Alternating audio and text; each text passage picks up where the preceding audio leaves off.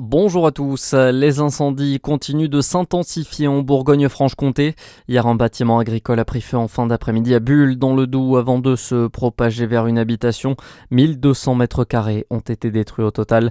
Par chance, aucune victime n'est à déplorer. L'origine de l'incendie reste toujours inconnue.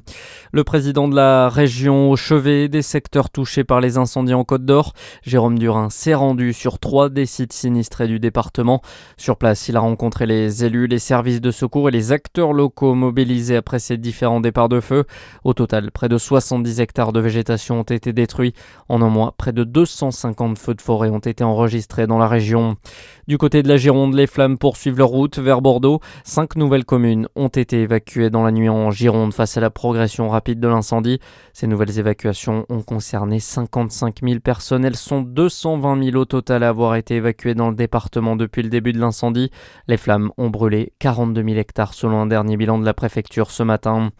Encore quelques ralentissements attendus sur les routes ce dimanche. Après une journée très chargée hier, la circulation reste soutenue pour ce dernier week-end de juillet. Si le trafic s'annonce globalement plus fluide, des difficultés sont toutefois prévues dans le sens des départs, notamment entre la Bourgogne-Franche-Comté et l'Auvergne-Rhône-Alpes.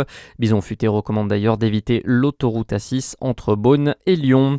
Dans le reste de l'actualité, 6 hommes mis en examen et placés en détention provisoire à Paris. Ils sont soupçonnés d'être impliqués dans un projet d'attaque à Sarcelles dans le Val d'Oise. Des armes avaient été découvertes dans une voiture le 11 juin dernier.